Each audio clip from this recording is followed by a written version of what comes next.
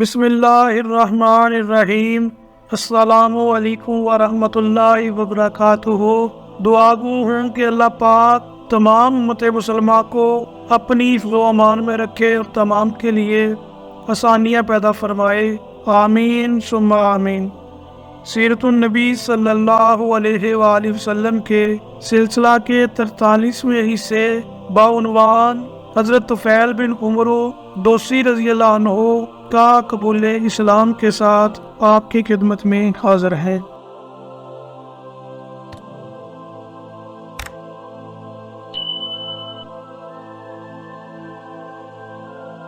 طفیل بن عمرو دوسی رضی اللہ عنہ ایک اونچے درجے کے شاعر تھے۔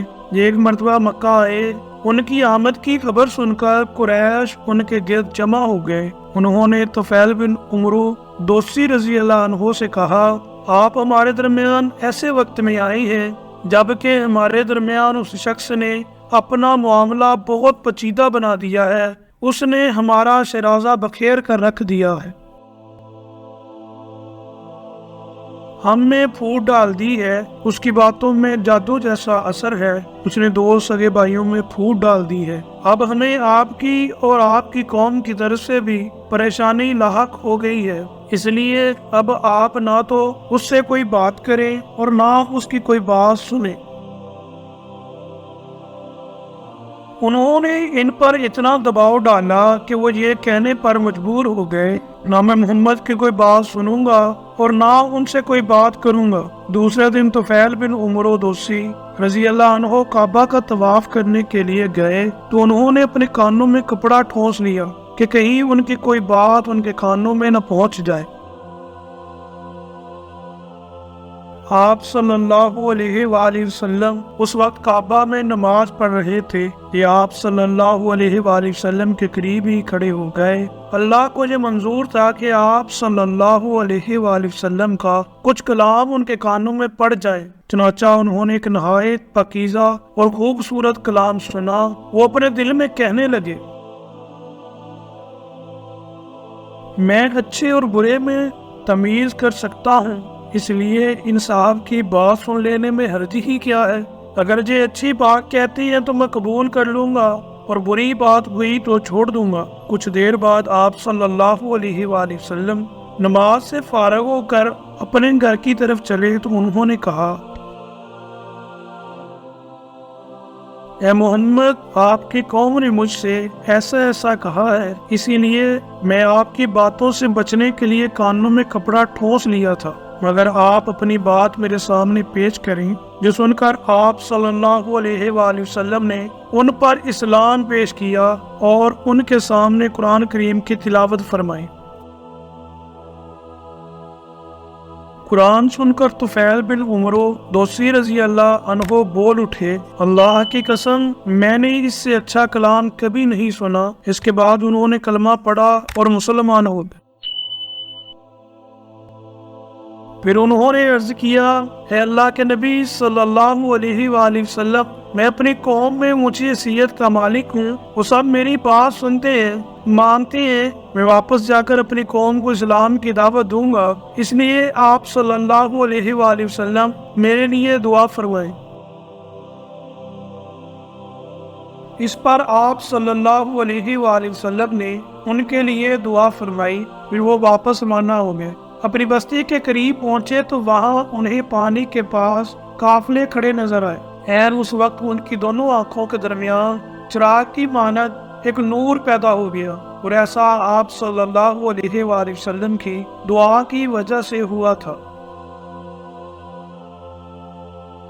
رات بھی اندھیری تھی، اس وقت انہوں نے دعا کی، اے اللہ، اس نور کو میرے چہرے کے علاوہ کسی اور چیز میں پیدا فرما دے، مجھے ڈر ہے میری قوم کے لوگ یہ نہ کہنے لگے کہ دین بدلنے کی وجہ سے اس کی شکل بگڑ گئی۔ چنانچہ اس وقت وہ نور ان کے چہرے سے ان کے کوڑے میں آ گیا، اب ان کا کوڑا کسی قندیل کی طرح روشن ہو گیا۔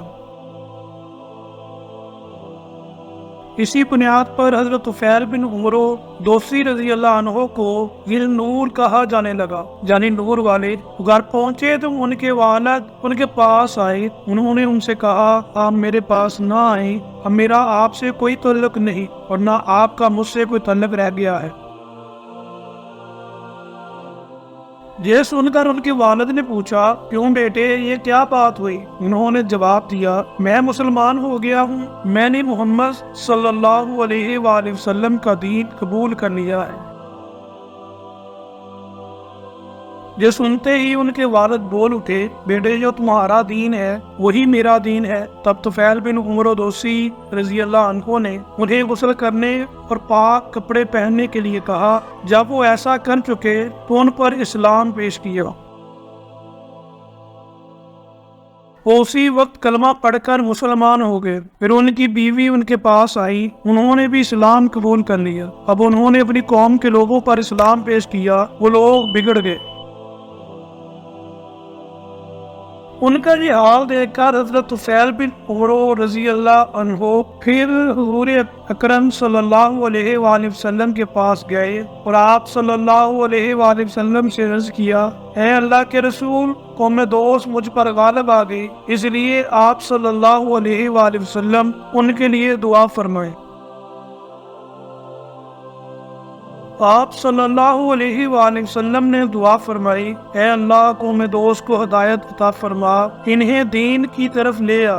حضرت طفیل بن عمر دوسی رضی اللہ عنہ پھر اپنے لوگوں میں گئے، انہوں نے پھر دین اسلام کی تبلیغ شروع کی۔ وہ مسلسل انہیں تبلیغ کرتے رہے یہاں تک کہ حضور نبی کریم صلی اللہ علیہ وآلہ وسلم مکہ سے ہجرت کر کے مدینہ تشریف لے گئے۔ آخر وہ لوگ ایمان لے آئے۔ حضرت طفیل بن عمر دوسی رضی اللہ عنہ انہیں ساتھ لے کر مدینے آ گئے۔ اس وقت تک غزوہ بدر، غزوہ احد اور غزوہ خندق ہو چکے تھے اور نبی کریم صلی اللہ علیہ وآلہ وسلم خیبر کے مقام پر موجود تھے۔ حضرت طفیل بن عمر دوسی کے ساتھ 70-80 گھرانوں کے لوگ تھے، اسی میں حضرت ابو ہریرہ رضی اللہ عنہ بھی تھے۔ چونکہ یہ لوگ وہاں غزوہ خیبر کے وقت پہنچے تھے، اس لیے نبی کریم صلی اللہ علیہ وآلہ وسلم نے تمام مسلمانوں کے ساتھ ان کا بھی حصہ نکالا، اگرچہ وہ جنگ میں شریک نہیں ہوئے تھے۔ مزید اسلامی معلوماتی ویڈیو دیکھنے اور سننے کے لیے ہمارا یوٹیوب چینل ہمارا اسلام انفارمیشن کو سبسکرائب کریں اور گھنٹی کے نشان کو دبائیں۔ شکریہ۔